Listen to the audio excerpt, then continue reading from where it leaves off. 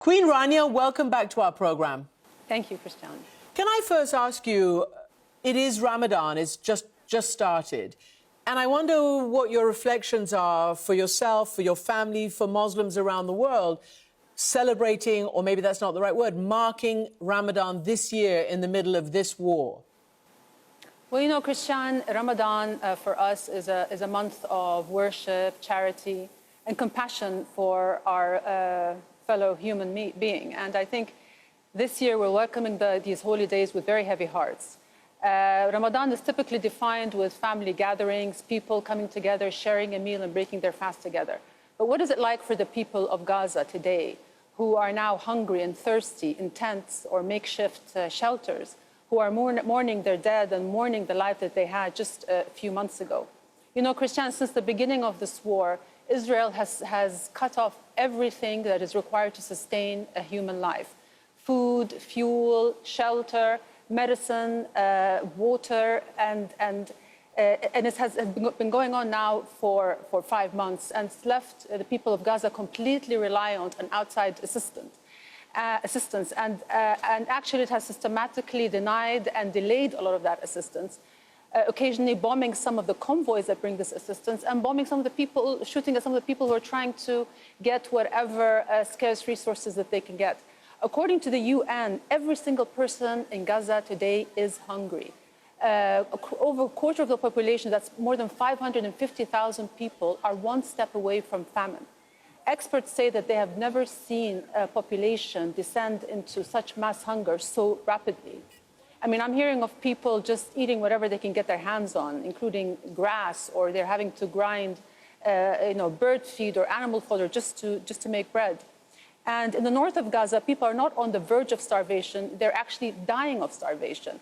It starts with the most vulnerable, the elderly, the wounded, babies.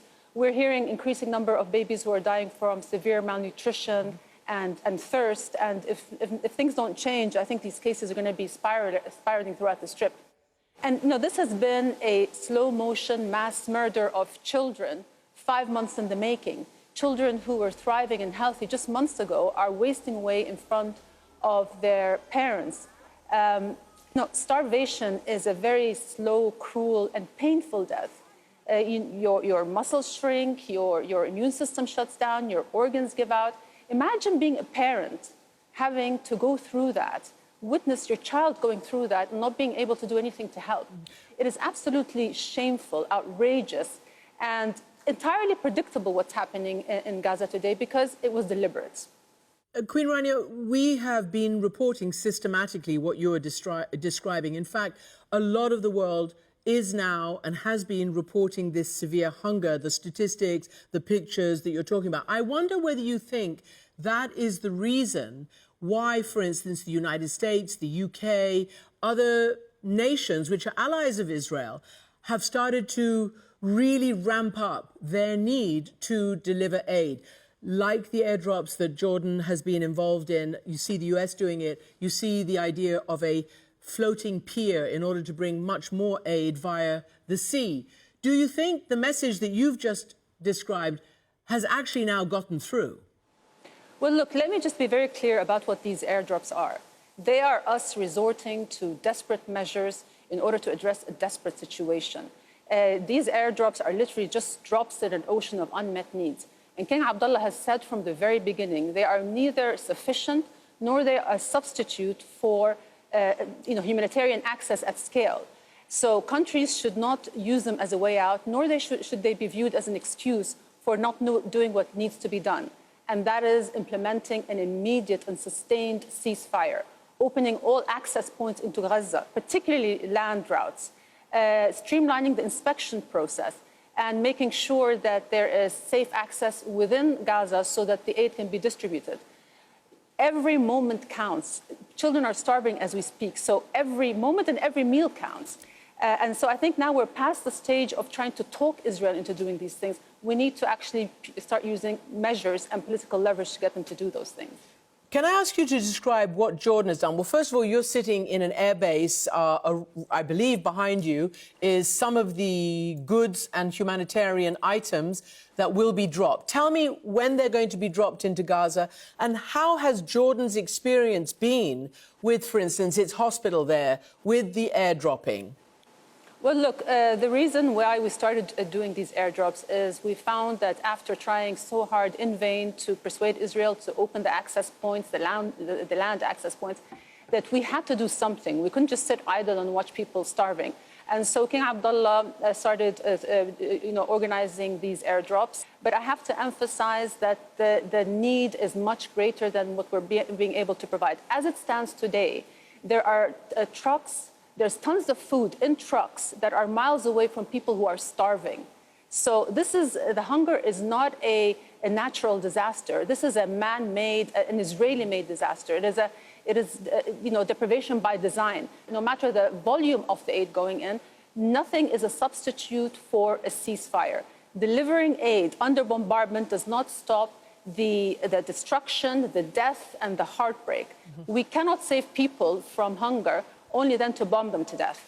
So again, an immediate ceasefire is the number one priority. So clearly Hamas has said that it wants a long-term ceasefire. As you've heard, not only the Israeli government, but also the US president said that when they thought there was a possibility of a ceasefire and a release of hostages and much increased aid into Gaza, the last thing we heard was that it's up to Hamas to sign on. What does Jordan believe to be the sticking point with a ceasefire? Look, I'm not privy to the specifics of the negotiations. What I do know is that from a humanitarian perspective, we need to secure a ceasefire as soon as possible so that aid operations can be restored at scale, so that people can start burying their dead, so they can start healing. This has been going on for way too long. And this is not a time to hold out for political victories. There are no victories to be had as long as this war continues. There's only loss after loss after loss. And I believe that the international community really needs to weigh in. Israel has been able to operate with impunity, and that has really affected the credibility of many countries in the West. Now, I'm happy to see that some nations have changed their positions, have shifted. A country like France, we're very grateful to President Macron, who has called for a ceasefire and who has been with us executing these airdrops right from the beginning. Countries like Spain, Belgium, Ireland, South Africa, Latin America, all these countries are asking for a ceasefire. We've seen solidarity from the global public and exceptional solidarity from the global public, and that's sometimes created a rift between the public and their own leaders, including in places where you are, where the public is wondering when are their governments going to start taking more decisive positions. It's just that the credit, every time a child is being pulled out of the rubble, the credibility of countries, even like the United States, their values of equality, justice, and human rights, they're called into question. People in my part of the world are not only angry, they are disillusioned and disappointed. Many people admired Western values, and now they're having to rethink their worldview because they're asking, how come human rights are granted to some and denied to others? So President Biden publicly urged no offensive into Rafah, saying that it would cause, I cannot sit back and see another 30,000 deaths in Gaza, and said to Israel that it would cause more damage to the Israeli cause than benefit Israel. Then Netanyahu responds saying, my red line is no more Hamas, no more threats, and by the way, no state, no two-state solutions. So what is Jordan thinking about not just the immediate, but the day after? Because clearly you are the country, one of them, that does believe in a two-state and does have a peace treaty with Israel. Well, look, Christian, I think it's no coincidence that we're witnessing one of the most violent episodes of this conflict under one of the most hardline, racist governments in Israel's history. Prime Minister Netanyahu, by his own admission, says that his policy was based on divide and conquer, covertly propping up Hamas in order to undermine the Palestinian Authority and then say there's no partner for peace.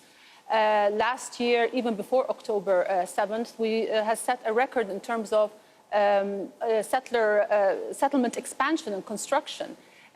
Just last week, the Israeli government approved plans to build 3,500 more illegal settlements on occupied West Bank land. And sure, some of its allies condemned those plans, but as in previous cases, there's condemnation, but then the plans are carried out.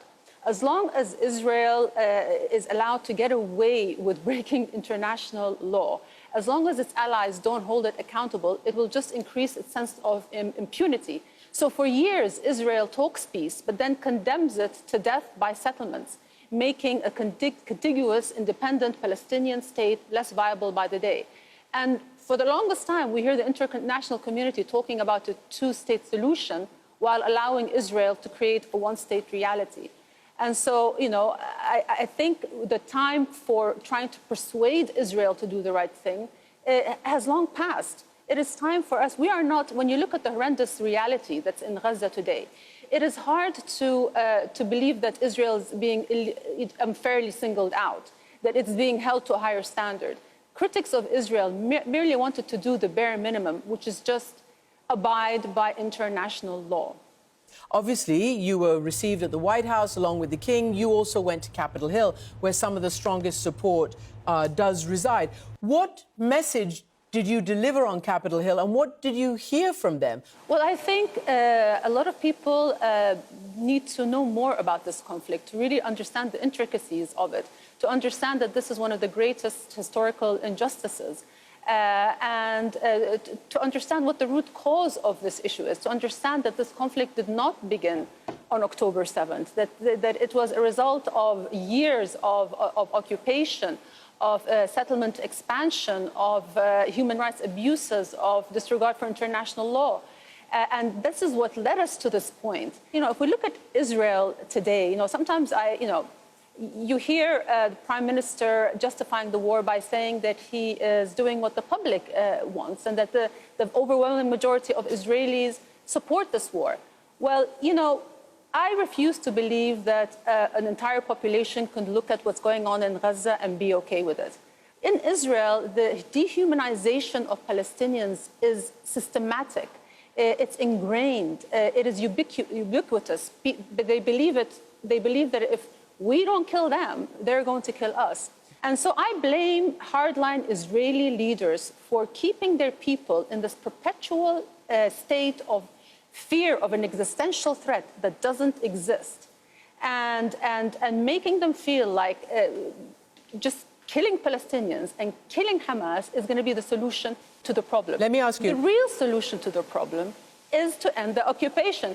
Palestinians do not hate Israelis because of who they are. They hate them because of what they're doing to them. And so if we do the greatest guarantee for Israel's security, and this is what I want to say to what I said to the Americans, if you want to safeguard Israel's security, there is no better way to do it than through a just and comprehensive peace. No army in the world, the strongest army in the world, the most proficient intelligence, whatever, will not guarantee Israel's security as much as a just and comprehensive peace would. We, in this part of the world, need to find a way to share these holy lands in peace. So what you say, I mean, basically the Israeli public does support the war because they want, A, their people back, and B, they don't want to live side by side with Hamas at all, ever again. They don't want to be in that situation under that threat. You said it doesn't present an existential threat. Right, but I mean, let's talk about... Hold on a second. I mean, the question is, how, if it was you and you were to give a speech or a visit to the Israeli people who said to you, but Queen Rania, you may have a peace treaty with us, but look what Hamas did to us on October 7th. What would you say to them about how they should, I mean, you've talked about the history, but there's such a trauma that everybody we talk to right now says it's still as if it is October 7th, even though Prime Minister Netanyahu's ratings are in the dumpster. They don't support him, but they do support the idea of not having that threat anywhere near them anymore. You know, I would say that as devastating and as traumatic as October 7th was, it doesn't give Israel license to commit atrocity after atrocity. And Israel experienced one October 7th. Since then, the Palestinians have experienced 156 October 7th. You know, they have been going through this every day. And prior to October 7th, they have been living in 50 years of oppression, of occupation, of having their movement restricted, having every aspect of their lives dominated, being humiliated. If I speak to the Israeli public, I would say, if you want your peace and your security, you have to address this big injustice that's on your doorstep. There is no shortcut. There is no security measure that is going to bring the more hopeful future and the stability that you want in your lives, other than finding a way to live with Palestinians. Israeli leaders must stop treating the existence of Palestinians as an inconvenient truth, as a demographic challenge, as a mode that needs to be mowed every now and then. Palestinians are here to stay. And so we have to find a way to live with one another. And we have to be able to rehumanize, to be able to see the humanity of the other our humanity reflected in others' eyes. You know, an Israeli mother should understand that a Palestinian mother cares about her children just as much as she does. And there's just no way around that. I don't believe that peace is just about politics. Peace is about state of mind. It's a culture. It's about values. And those are the values that really need to be addressed. And they're long overdue. Queen Rania, thank you very much for joining us. Thank you, Christiane.